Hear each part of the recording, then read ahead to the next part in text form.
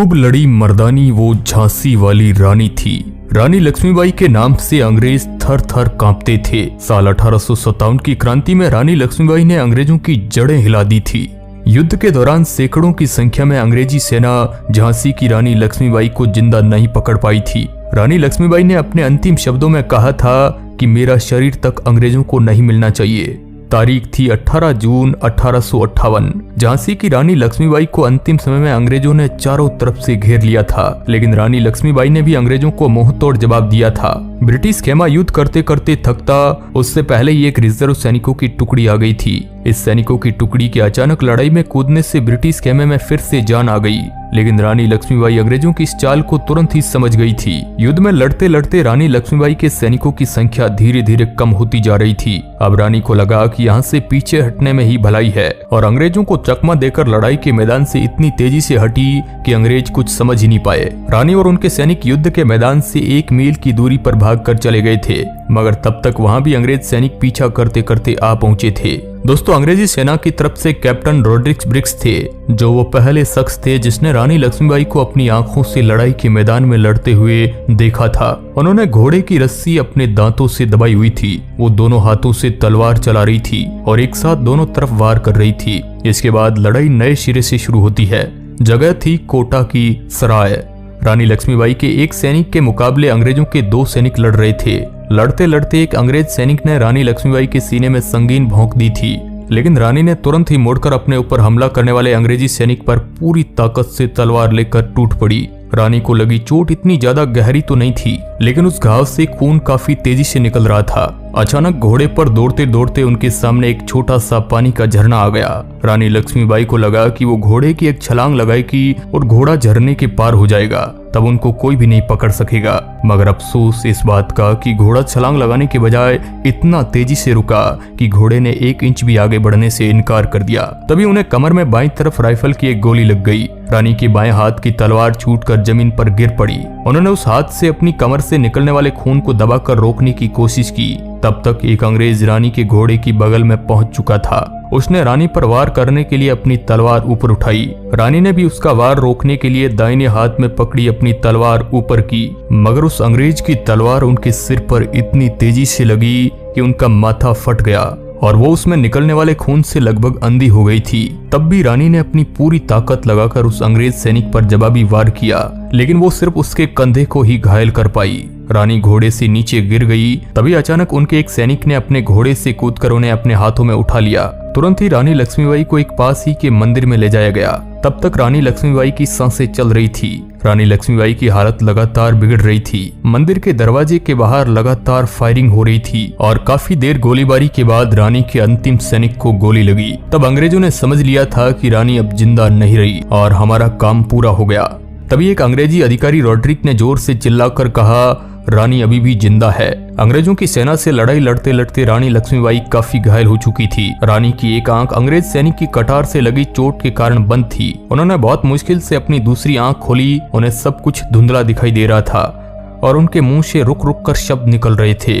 दामोदर, मैं उसे तुम्हारी देख रेख में छोड़ती हूँ। उसे छावनी ले जाओ, दौड़ो उसे ले जाओ। इसके बाद रानी की सांसें तेजी से चलने लगी थी। उनकी चोट से खून निकलकर उनके फेफड़ों में घुस रहा था। धीरे धीरे वो डूबने लगी थी।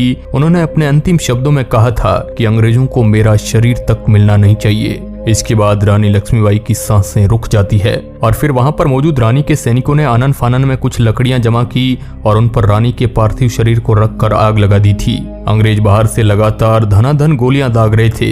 गोलियों की आवाज बढ़ती जा रही थी। मंदिर की दीवार के बाहर अब तक सैकड़ों ब्रिटिश सैनिक पहुंच गए थे। मंदिर के अंदर से सिर्फ 3 राइफलें अंग्रेजों पर गोलियां बरसा रही थी।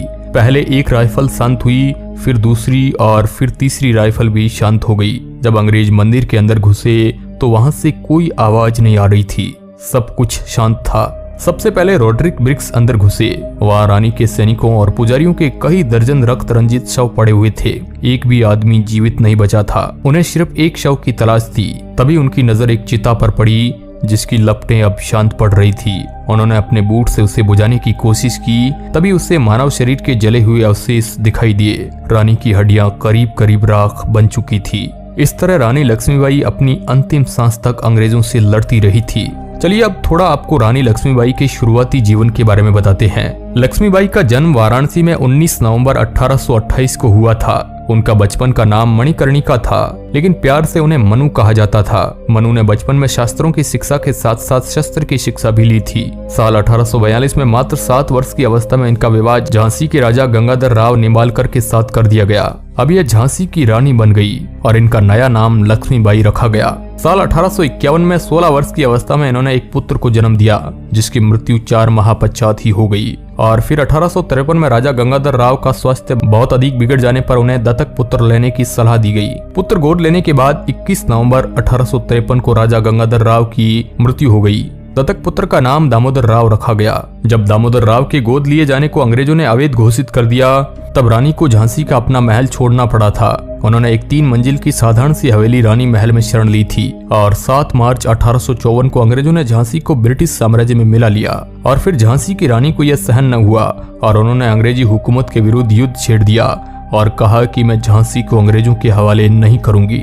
झांसी 1857 की क्रांति का एक महत्वपूर्ण केंद्र बन गया था, जहां से हिंसा भड़कने लगी। रानी लक्ष्मीबाई ने झांसी की सुरक्षा के लिए एक स्वयंसेवक सेना बना डाली। इसमें महिलाओं की भर्ती की गई और उन्हें युद्ध की ट्रेनिंग दी गई। 1858 के जनवरी माह में अंग्रेजों ने झांसी की ओर बढ़ना शुरू कर दिया और मार्च के महीने में शहर को अंग्रेजों ने घेर लिया और फिर अंग्रेजों ने युद्ध स्टार्ट कर दिया। तब रानी लक्ष्मीबाई ने तात्या टोपे से मदद मांगी और तात्या टोपे 20,000 की सेना के साथ अंग्रेजों से टक्कर लेने आ डटे, लेकिन अफसोस इस बात का कि ये पराजित हो गए। 2 सप्ताह की लड़ाई के बाद अंग्रेजों ने झांसी पर कब्जा कर लिया, परंतु रानी दामोदर राव के साथ अंग्रेजों से बचकर भाग निकलने में सफल हो गई। रानी झांसी से भागकर कालपी पहुंची और तात्या टोपे से मिली। अब अंग्रेजों ने कालपी पर भी आक्रमण कर दिया। इस बार फिर रानी को पराजय का मुंह देखना पड़ा और ग्वालियर की तरफ भागना पड़ा। 18 जून 1858 को ग्वालियर के पास कोटा की सराय में ब्रितानी सेना से लड़ते लड़ते रानी लक्ष्मीबाई वीर गति को प्राप्त हो गई। मात्र 23 साल की उम्र में रानी लक्ष्मीबाई इस मिट्टी के लिए वीर गति को प्राप्त हो गई। रानी की वीरता देख अंग्रेज कैप्टन ह्यूरोज ने शहादत स्थल पर उनको सैल्यूट किया था। इस लड़ाई में रानी लक्ष्मीबाई के बेटे दामोदर को सुरक्षित बचा लिया गया था। दामोदर ने 2 साल बाद 1860 में अंग्रेजों के सामने आत्मसमर्पण कर दिया। बाद में उसे अंग्रेजों ने पेंशन भी दी और फिर 58 साल की उम्र में उनकी मौत हुई। जब वो मरे तो वो पूरी तरह से कंगाल थे। उनके वंशज अभी भी इंदौर में रहते हैं और अपने आप को झांसी वाले कहते हैं। रानी की मौत के साथ ही विद्रोहियों का साहस टूट गया और ग्वालियर पर अंग्रेजों का कब्जा हो गया। तात्या टोपे पकड़े गए और उन्हें ग्वालियर के पास शिवपुरी ले जाकर एक पेड़ से फांसी पर लटका दिया गया। तो दोस्तों, इस तरह झांसी की रानी ने अंग्रेजों का डटकर मुकाबला किया था और अपनी अंतिम सांस तक लड़ती रही। अब दोस्तों, इस वीडियो पर आपकी क्या राय है हमें कमेंट के माध्यम से जरूर बताइएगा। वीडियो के अंत तक बने रहने के लिए आपका बहुत बहुत धन्यवाद।